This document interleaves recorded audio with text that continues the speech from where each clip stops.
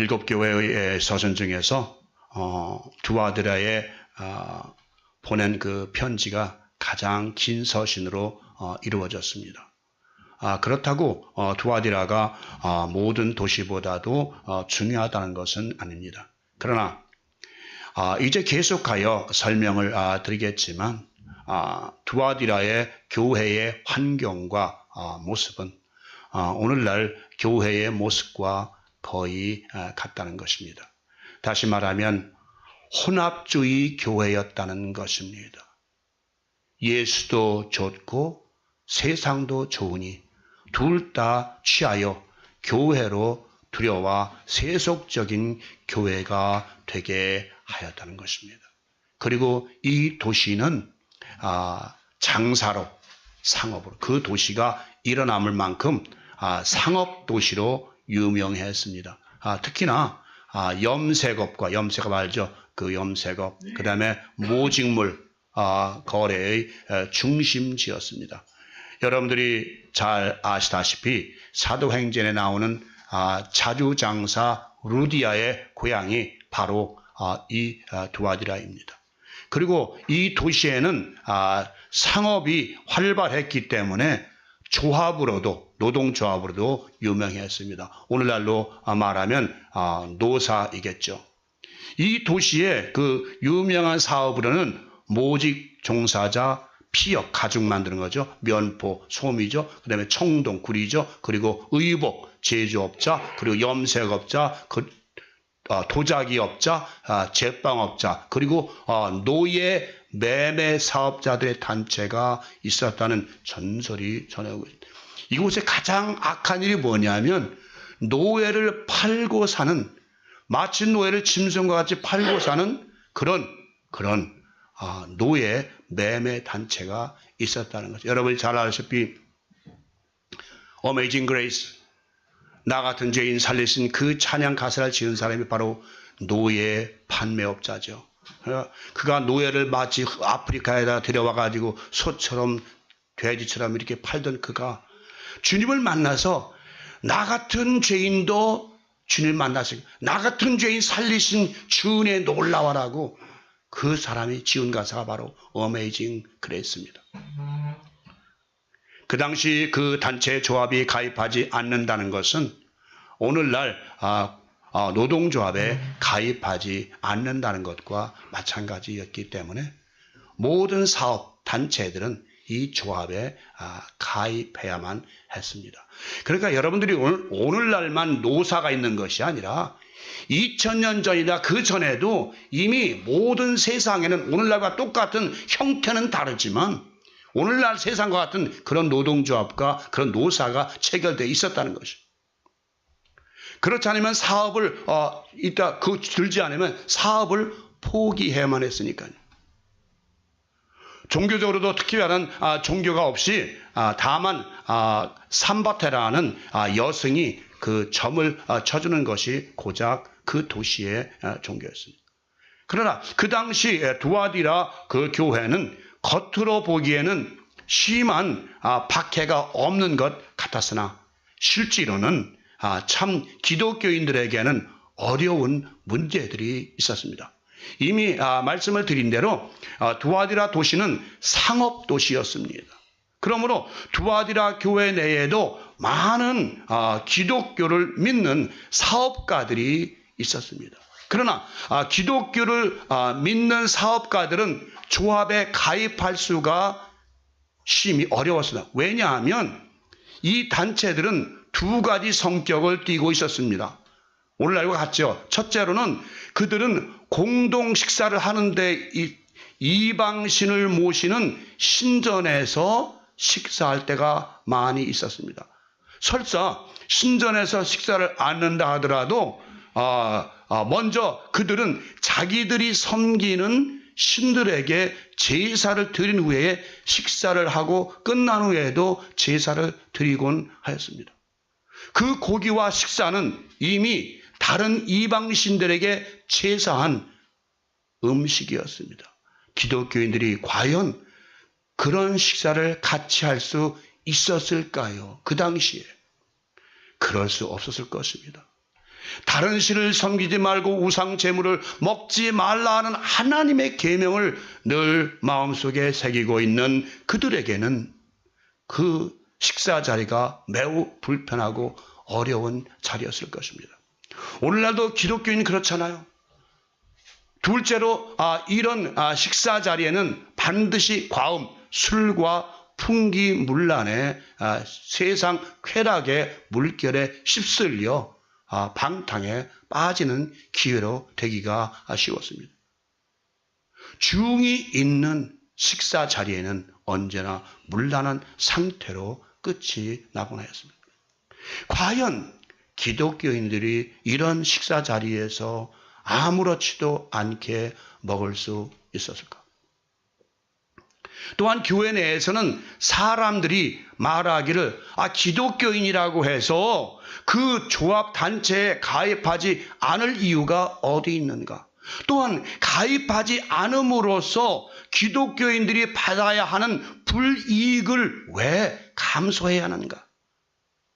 교회 내에서는 그럴듯하게 기독교인들을 유혹을 하였습니다.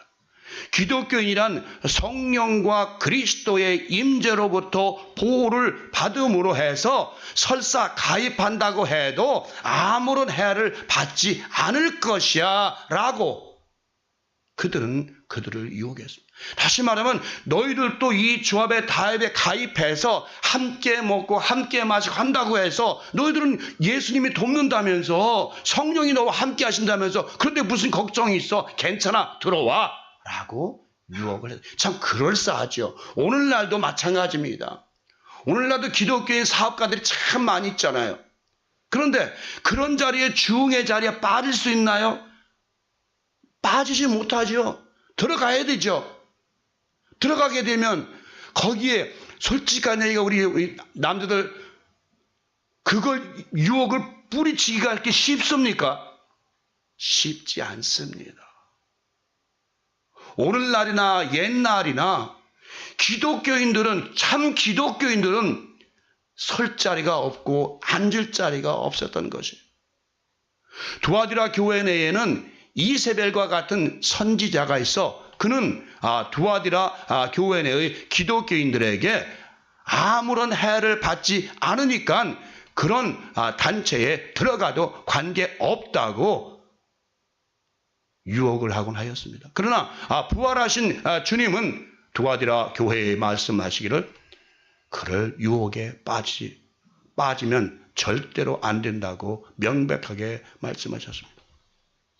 그 당시 두아디라 교회에서 있었던 일은 아주 보편적인 일이라 할 수 있습니다. 오늘날도 대부분의 기독교인들은 세상과 타협하고 그들과 어우러져 살아야만이 세상 속에서 살아갈 수 있다고 말들을 합니다. 그죠?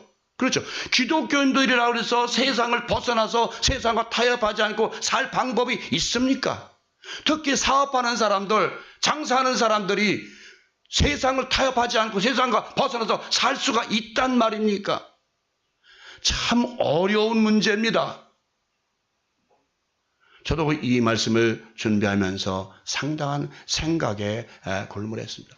과연 기독교인들이 어떻게 사는 것이 가장 훌륭하게 사는 것인가? 어떻게 사는 것이 주님이 말씀하신 대로 자기를 부인하고 십자가를 지고 주님의 뒤를 따르는 것인가?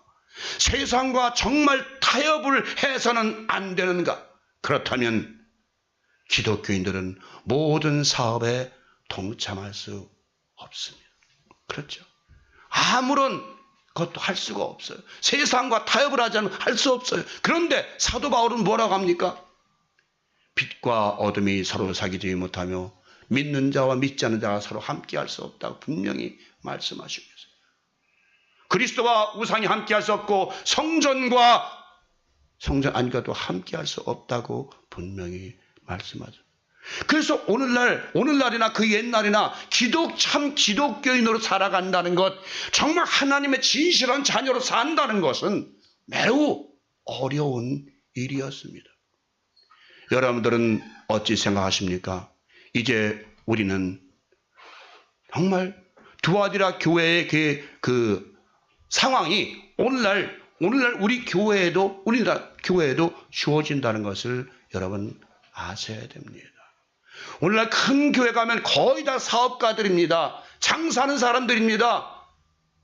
때로는 술집 하는 사람도 있고요. 식당하는 사람도 있고요. 다른 나쁜 직종에 종사하는 사람도 있습니다. 수없는 사람들이 교회에 들어갑니다.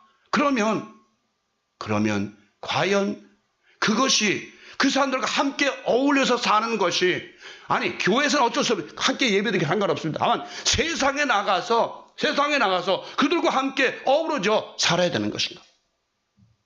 참 어려운 문제입니다. 오늘날 목사가 설교하기가 가장 어려운 설교가 이 설교입니다. 만약에 여러분들 이 교회에 따라서 정말 그리스도인들은 세상 사람과 타협하고 세상과 타협해서는 안 됩니다. 세상 분속에 빠지면 안 됩니다. 쾌락에 빠지면 안 됩니다. 절대 아무것도 안 됩니다. 할 때 과연 기독교인들이 저 목사 제정신인가? 세상에 살면서 어떻게 세상과 타협을 하고 살 수 있다는 말인가? 라고 생각합니다. 그러면 제가, 아니요, 여러분들도 세상 사람이니까 세상과 타협해서 사십시오. 이세벨의 교훈을 따라가십시오. 그래서 세상과 타협하고 그냥 그 사람들과 함께 어우러져 사십시오. 라고, 그래서 복 받으시고 축복 받으십시오. 라고 설교한다면 성도들은 it's okay 그러겠죠.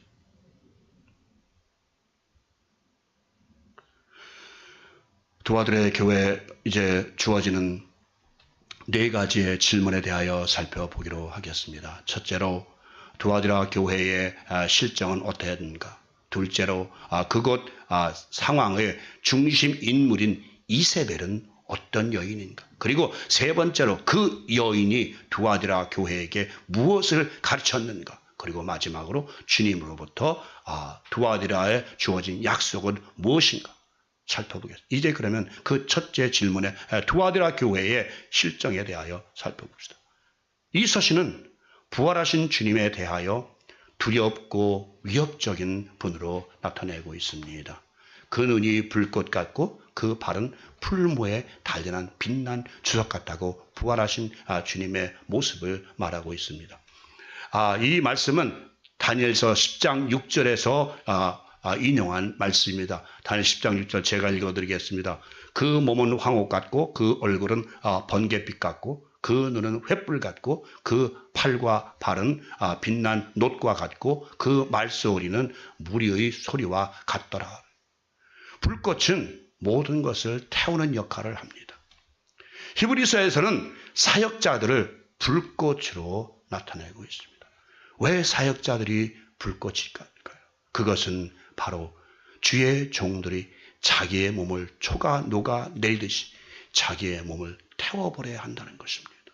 자기의 몸을 성령의 불에 태우지를 않고는 하나님의 종으로서의 사역을 잘 감당했다고 할 수가 없는 것입니다.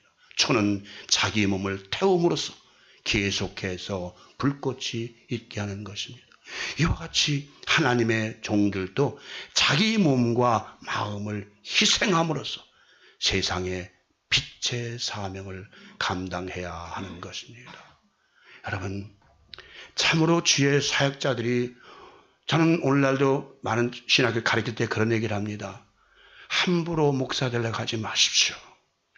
여러분을 희생할 자신이 없으면, 여러분을 태울 자신이 없으면, 여러분을 하나님에게 제물로 바칠 수 없으면, 여러분의 모든 몸과 마음을 하나님께 드릴 자신이 없으면 목사하지 마십시오. 야고보서는 그럽니다. 하나님의 선생된 자들이 먼저 심판을 받는 줄 모르냐? 선생 되려고 하지 말아라.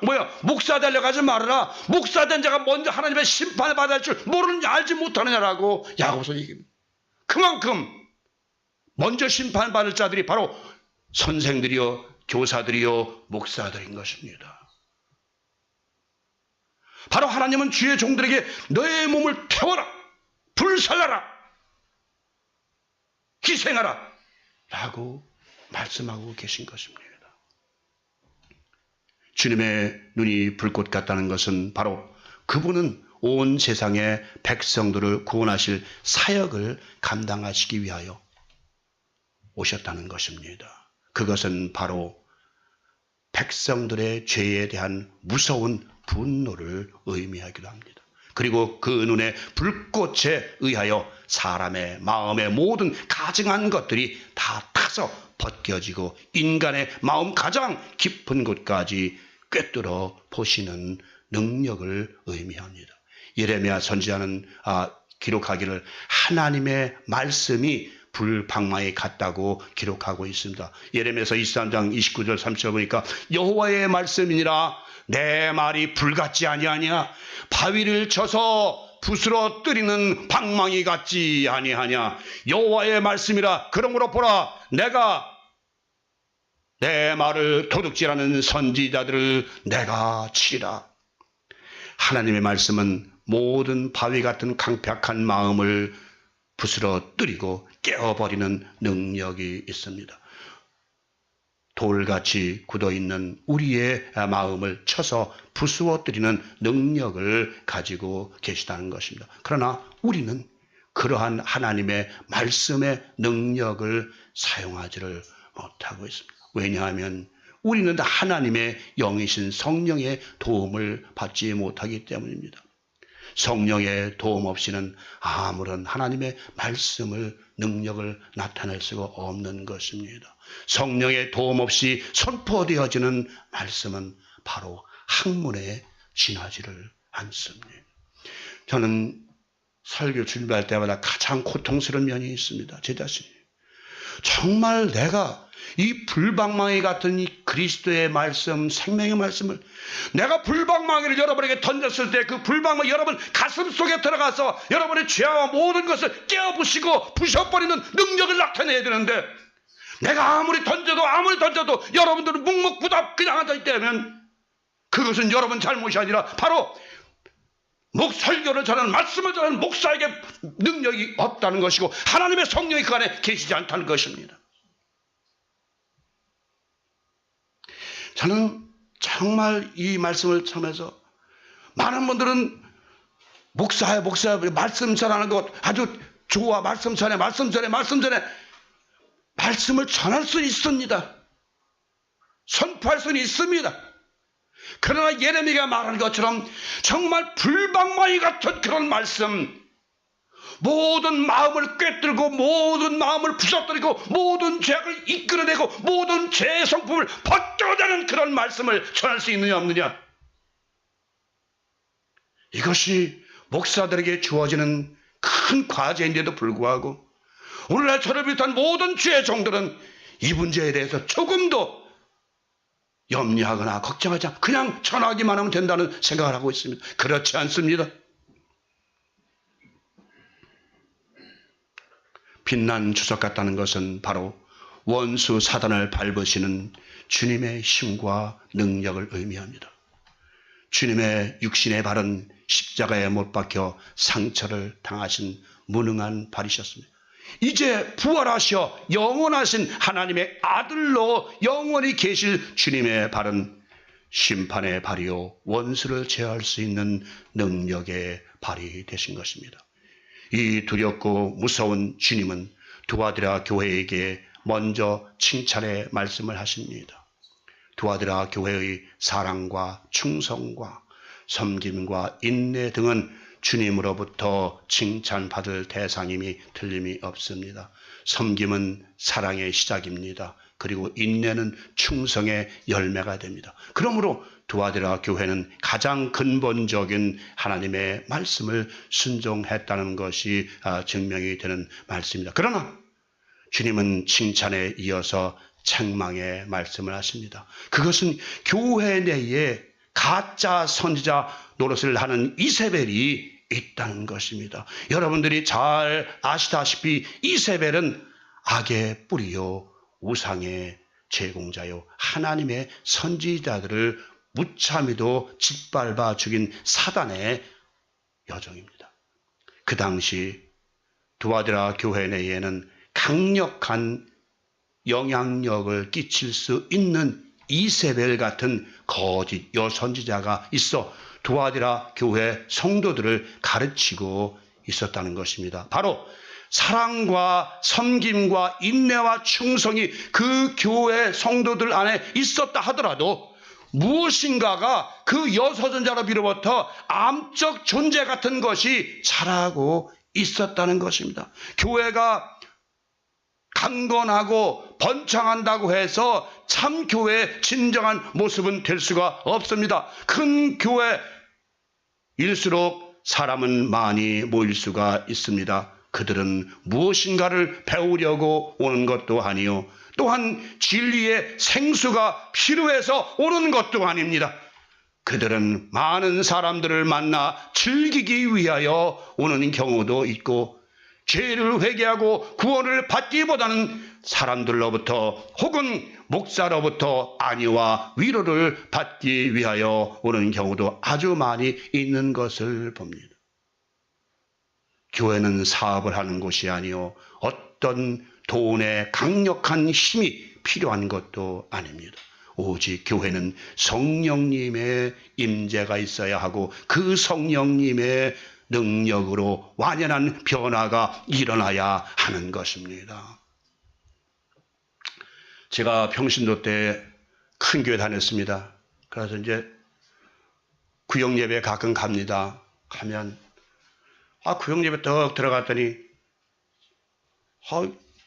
밥 먹더니 노래합시다 하더니 노래하더니 무슨 노래 하나 들어봤더니 제일 먼저 나와서 여자분이 노래하는데 너그의 주제 이런 거 금강산 노래 탁 하기 시작하니까 구역예배 사람들이 그 다음부터 전부 찬송을 안 하고 명곡 가요곡 시작해서 구역예배가 결국은 쾌락의 장소로 변질되고 말더라는 것이에요.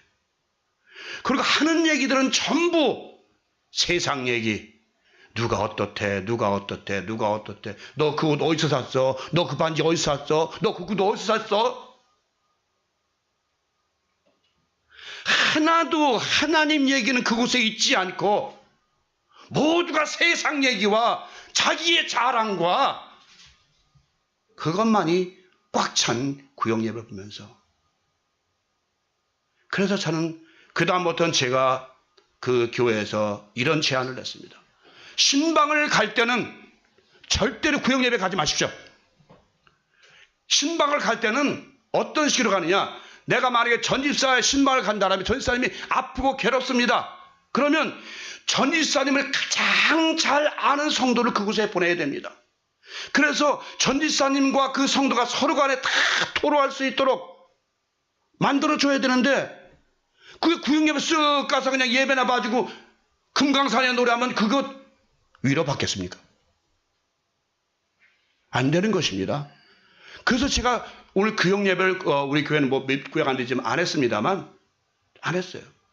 제가 일부러 안 했어요. 우리 사람 왜 안 하냐 그러죠. 구역예배 해가지고 한 번도 구역예배를 또 성공하는 걸 못 봤어요. 저는 구역예배에서 결국은 성도들이 서로 갈라지고 다투고 싸우고 하는 걸 너무 많이 봤습니다. 우리 교회는 그렇지 그런 만큼 교회 식구들이 많은 건 아니지만, 여러분 정말 우리 교회의 모습이 그런 모습이 돼서는 안 됩니다. 여러분들, 저를 비롯한 모든 우리 사랑하는 신뢰하는 성도들은 어디 가나 하나님의 자녀답게 빛을 발하는, 빛을 나타내는 그런 사람, 선지자, 종들이 되기를 바랍니다. 제가 어제도 어떤 분을 만났습니다. 제가 만나서 내가 좀 말을 잘못했어요. 말을 한 번 하니까 그 사람이 탁 그러죠. 그건 다 압니다. 목사님은 말씀이나 제대로 돌아세요. 막 소리 질러서 제가 그 당시에는 속이 확 뒤집어지고 막 화가 나더라고요. 그래서 집에 와서도 그걸 못 새겼어요. 한참 동안. 근데 제가 그곳에 떠나기 전에 하나님께 기도했어요. 하나님, 제가 그 자리를 갈까요 말까요? 기도합니다. 저는 반드시. 그랬더니 가라 그러더라고요. 난 가기 싫은데 가라 그러더라고요. 근데 하나님이 전제조건이 붙었어요. 그걸 때 깜빡 잊어버렸어요. 하나님께서 네가 가서 거기서 좋은 복음 말만 해라. 그렇지 않으면 하지 말아라. 근데 그걸 제가 깜막 잊어버리고 그냥 나갔던 거예요. 나가서 세상 얘기를 시작했던 거예요. 그러니까 그쪽에서 뭐라 탁 치고 나오는 게 치고 나왔대. 그래서 집에 와서 가만히 생각하면서 어떤 걸 제가 깨달았냐면, 하나님이 그분을 통해서 나를 치셨구나. 발람이 잘못했을 때 당나귀를 통해서 그를 친 것처럼 그분이 세상 사람이었지만 하나님은 그분을 도구를 삼아서 나를 치셨구나. 나의 잘못을 지적했구나. 그래서 내가 모든 미웠던 감정 다 쏟아내고 하나님 잘못했습니다. 여러분, 내 앞사람이 나를 비웃고 나를 치고 나를 꾸진다고 내 자존심을 짓밟는다고 그래서 그것에 우리가 꿈틀꿈틀 일어나고 그것에 반박하고 그것에 화를 낸다면 우린 그리스도인들이 아닙니다. 그것이 하나님이 저분을 통해서 나에게 무슨 말씀하셨는지, 하나님이 과연 저분 입술을 통해서 나에게 어떤 교훈을 시켜주는지 그것을 깨달아야 아는 것이 참 그리스도인의 삶인 줄 믿습니다. 여러분, 정말이에요. 저도 어제 깊이 하나님으로 또 깨달아 또 한 수 배웠구나. 우리는 자꾸 배워나가야 되는 것입니다. 어딜 가든지 누가 자존심 건다고 화내지 마세요. 기독교는 그래서는 안 됩니다. 나를 건드릴 때는 하나님이 또 나를 건드리시는구나. 하나님이 나를 또 치시는구나. 제가 오늘 욥기서를 또 생각을 해봤습니다. 욥기서를 이렇게 처음부터 끝까지 생각해 보니까 바로 그것이 우리 인생이었어요. 그죠? 첫 번에는 부자로 그냥 소나 나이가 풍성해가지고 종들도 많고 자녀들도 10명이나 되고 예쁜 아내 풍성히 주었습니다. 근데 욥이 아주 의로운 자에서 순전한 자에서 하나님을 위해서 맨날 예배드리고 맨날 고아를 돕고 다 했습니다. 그러나 하나님은 왜 그를 치셨을까? 왜 하나님은 그를 치셨을까 하는 생각을 해봤어요. 하나님은 이상하다. 왜 그런 분을 치셨을까 하는데 하나님께서는 왜 그랬을까요? 그 모든 하였던 일이 하나님의 뜻으로 하지 않고 나의 의로 했던 것이야. 욥이 바로 했던 것이 하나님의 뜻으로 그 좋은 일을 하지 않고 순전한 일을 하지 않고 나의 의를 나타내기 위해서 나를 나타내기 위해서 했던 것이. 그래서 욥이 그렇게 고민하고 괴로워하고 아프면서 생각을 해보십시오. 18년 동안이나 그 고난과 역경 속에서 그 부자로 살던 사람이 그 하나님이 치셨을 때 가장 밑바닥을 내렸을 때에 여러분 어쩌시겠습니까? 그러니까 욥이 아내가 뭐라 합니까? 야, 하나님은 원망하고 저주하고 죽어라. 야, 오늘날도 그러죠. 옆에 사람들은 하나님 열심히 믿으라면 그 하나님 뭘 믿습니까? 당장 살고 봐야죠. 당장 우리가 문제죠. 욥은 그렇지 않았어. 주신 자도 여호와시오 취하신 자도 여호와시니 내가 하나님을 찬양하리로다. 저는 욥기를 생각하면서 또 은혜봐 다시 한번 그러니까 욥이 마지막으로 뭘 합니까? 마지막으로 하나님께서 이제 세 친구를 통해서 얘기합니다. 가져가고 야, 너 이렇게 살면 안 돼. 너 이렇게 살면 하니까 욥이 화가 나서 야, 네가 뭔데 감히 나에게서 친구하고 감히 오늘날도 마찬가지요. 사람들이 와서 얘기하면 네가 뭔데 나를 감히 충고하고 감히 나를 가르치려고 그래. 욥은 그렇게 화를 냈잖아요. 그 마지막에 하나님께서 폭풍 속에서 그냥 그에게 꾸짖고 그에게 나타났을 때에 드디어 그는 하나님이여, 내가 지금까지 귀로만 들었었던 하나님을, 내가 정말 지금까지 소리로만 들었던 하나님을, 내가 지금까지 정말 하나님의 그냥 어떤 학문적으로 지식적으로만 알던 그 하나님을 내가 이제 눈으로 보았습니다. 감사합니다. 여러분, 지식적으로 하나님을 아는 것이 아니라, 학문적으로 하나님을 아는 것이 아니라 하나님은 보고 느끼고 체험하고 만져야 되는 것입니다. 삶 가운데서 생활 속에서 하나님이 여러분 가운데 없다면, 여러분 가정에 없다면, 여러분 안에 거하지 않으시다면 여러분은 전부 가짜 성도입니다. 저도 이 말씀을 준비하면서 참으로 도와드려 교회에 이런 가르침, 교회 세상과 타협하고 세상과 함께 나가라는 그 가르침, 이세벨 공부하면서 오늘날도 교회들이 바로 이런 모습, 교회, 큰 교회 영상은 화려합니다.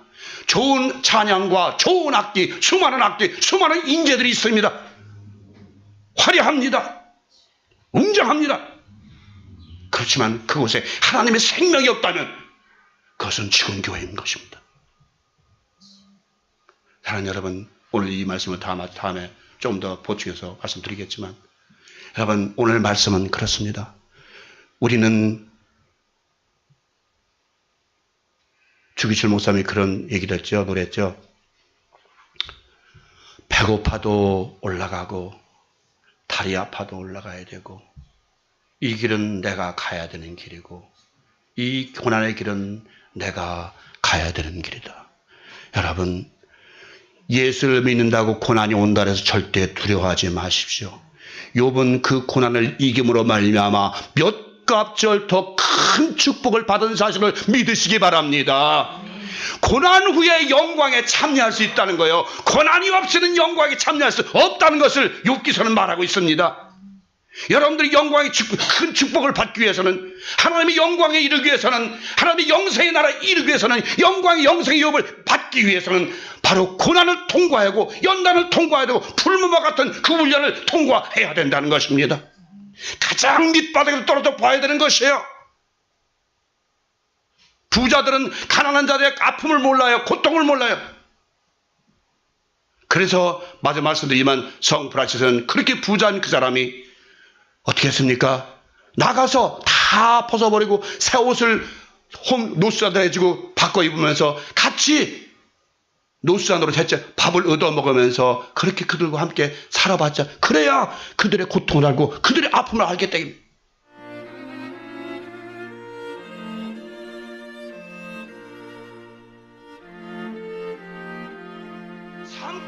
저의 삶 가운데, 여러분 삶 가운데 예수 그리스도가 항상 임재 계셔야 되고, 항상 나와 함께, 여러분과 함께 동행해야 되는 것입니다. 그런 삶을 사시지 않으면, 그런 삶이 여러분에게 주어지지 않는다면 여러분은 아직도 예수님을 만나지 못한 성도들입니다.